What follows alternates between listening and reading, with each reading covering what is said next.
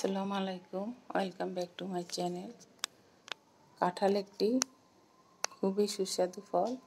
এর সব কিছুই আমরা খেয়ে থাকি। কাঁঠালে পাকা কাঁঠাল, কাঁঠালের তরকারি, আবার এই পাকা কাঁঠাল খাওয়ার পর কাঁঠালের বিচিগুলো ফেলে না দিয়ে তা দিয়ে ভর্তা করি। তাহলে চলুন আজকে কাঁঠালের বিচির ভর্তা কী করে করতে হয় দেখছি। এই কাঁঠালটা ছোলাগুলো গরু খায়, সবাই খায়, তাই এই কাঁঠালের বিচির ভর্তাটা খুবই সুস্বাদু। পাটায় পিষে গ্রাম্যভাবে আমি তৈরি করেছি পাটায় সুন্দর করে। তাহলে চলুন কীভাবে করছি দেখে নিই। এখানে আমি কাঁঠালগুলো খাওয়ার পর বিচিগুলো ধুয়ে শুকিয়ে নিয়েছি। এগুলোকে এখন আমি চুলায় একটি ফ্রাই প্যানে ভেজে নেব। খুবই আস্তে আস্তে কম জালে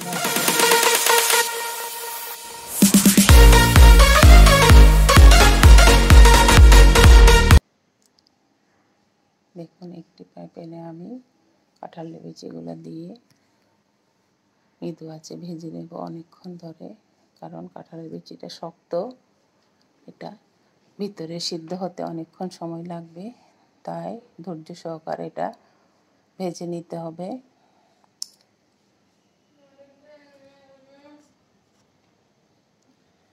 তাহলে এই যে আস্তে আস্তে আমি ভেজে নিচ্ছি।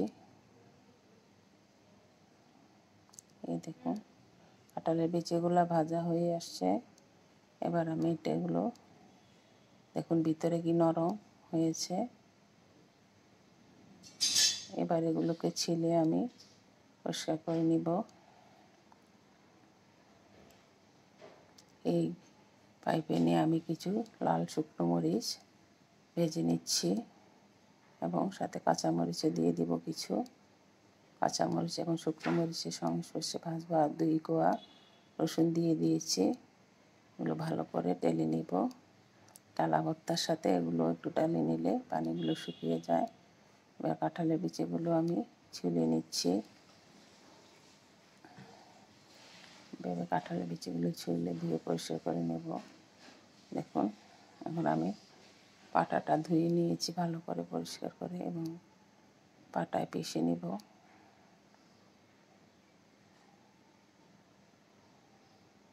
এভাবে করে দেখবেন। এখানে শুকনো মরিচ, রসুন আর কাঁচামরিচ নিয়েছি, আর পেঁয়াজ নিয়েছি। পেঁয়াজের পরিমাণটা একটু বেশি দিবেন, সাথে ধনিয়া পাতা দিবেন। এবার কাঁঠালের বিচিগুলো বাটা হলে মরিচগুলো এবং পেঁয়াজ দিয়ে এগুলো একসাথে আলতো করে মিশিয়ে নেব।